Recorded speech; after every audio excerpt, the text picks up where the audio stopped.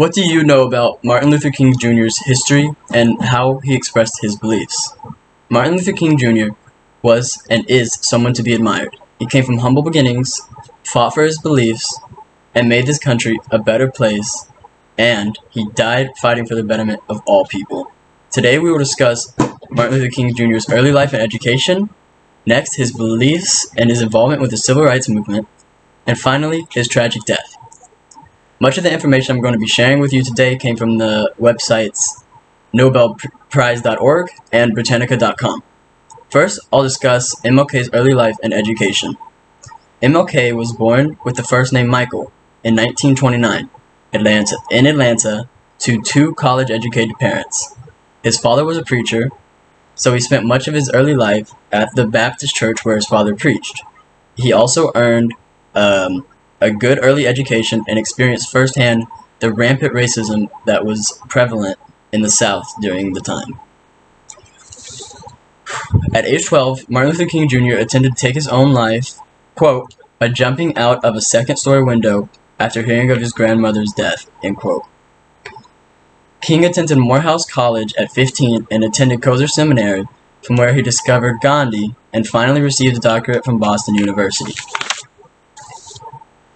Next, I'll go over Martin Luther King Jr.'s social beliefs and work within the Civil Rights Movement.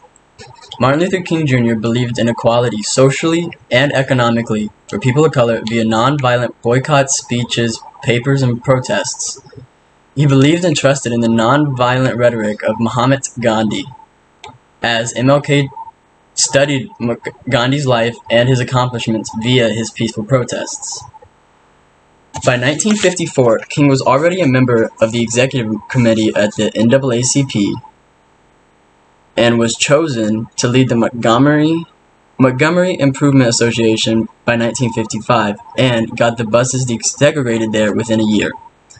Then he set up the Southern Christian Leadership Conference, which gave him a platform to express his views. His most famous protest was the March on Washington. Quote, more than 200,000 gathered peacefully in the shadows of Lincoln's Memorial to demand equal justice for all citizens, end quote. And that is actually where the I Have a Dream speech was given and inspired hundreds of thousands of people to do their part for civil rights movement. And now, finally, I'll explain the circumstances of his extremely tragic death that set this country back in respect to racial equality. King was not planning to head to Memphis when he did. It had just come up that the sanitation groups within the city of Memphis were striking, and he believed that it was his place to help these people that were experiencing workplace inequality. He decided to stay in the Lorraine Motel and was standing on his second-floor balcony, where, on April 4th, 1968, he was shot and killed with a large caliber rifle bullet.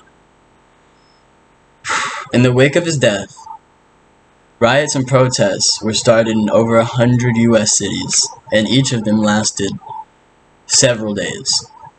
11 months later, a man by the name of James Earl Ray was convicted and sentenced to 99 years in prison for the murder of an American hero. However, after being indicted, he said he was innocent and framed by the government. And even the King children believed this and asked for a retrial before Ray's death, which never came to fruition. First, I discussed his early life, his educational background of the great MLK. Next, I explained his beliefs and important work he did with the Civil Rights Movement. And finally, I went over the terrible, tragic death of this great man. Martin Luther King Jr. fought for what he believed in and did what was right for this country without ever raising a hand against another man, and died doing the best a human could to improve the lives of millions of men, women, and children of color in this country. And if it wasn't for him, who knows how this country could be today. Thank you, Martin Luther King Jr.